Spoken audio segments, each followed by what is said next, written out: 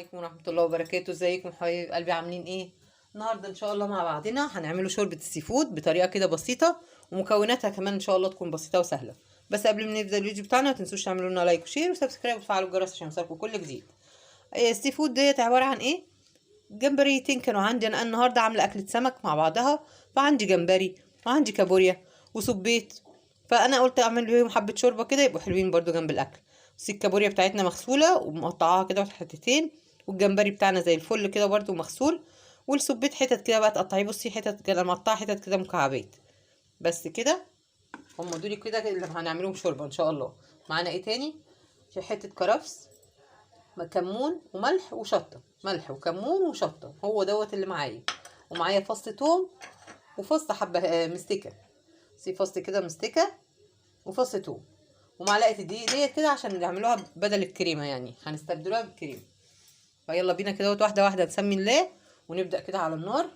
انا حطيت نقطه زيت في الحله بتاعتي اللي هعمل فيها، وهحمر فص الثوم كده هشوحه هو وحته المستكه، هنسيح المستكه دي. يلا بينا على النار نشتغل مع بعض.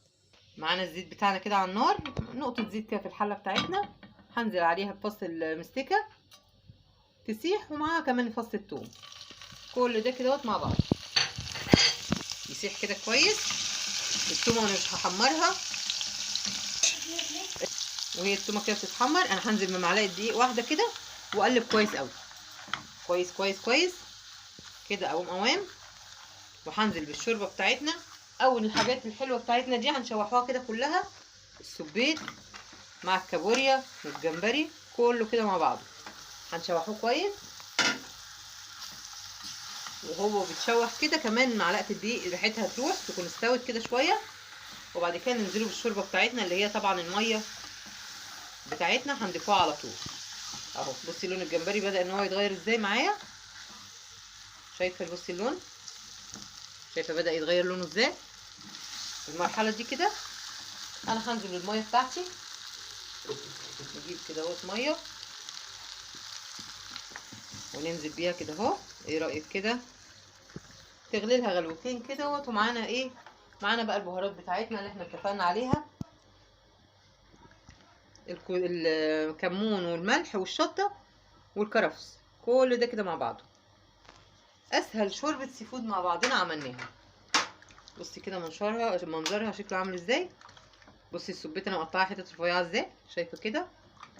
حلو قوي كده. بقى نسيبوها تغلي لها غلوه كده ولا غلوتين، وما بياخدوش سوا. كل الحاجات دي ما بتاخدش سوا، ولا الجمبري ولا الكابوريا بياخدوا سوا. نشوفوها بقى لما نغرفوها هتبقى عامله ازاي وشكلها عامل ازاي.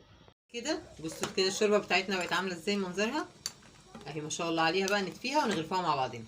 ما شاء الله عليها شوربه السي فود بتاعتنا بقت زي العسل كده، طعمها جميل قوي. والجمبري بصي مستوي ازاي، والكابوريا حلوه قوي.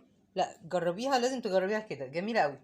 جربيها، ولو عجبك الفيديو بتاعنا ان شاء الله هتعجبك. يعني بصي انا عملتها كده اهوت، معاها الجمبري، معاها في طاجن الجمبري كمان معانا اهو اللي احنا برضو عاملينه مع بعضنا ومنزلينه. طبق السبيت الجميل الحلو اللي احنا عملناه قبل كده برضو مع بعض بتتبيله جميله وبسيطه، مع السلطه، مع طبق سمك مقلي كده وحبه سلطه ورز. حاجه كده اكله كده جميله كامله متكامله، ويوم كده وندلعوهم فيه ونعمل لهم اكله سمك حلو. جربي التتبيله دي معانا هتعجبك قوي، شوربه السي فود بتاعتنا وسهله وبسيطه. لو عجبك الفيديو بتاعنا متنسيش تعمل لنا لايك وشير وسبسكرايب وتفعلي الجرس عشان يوصلك كل جديد. السلام عليكم ورحمه الله وبركاته.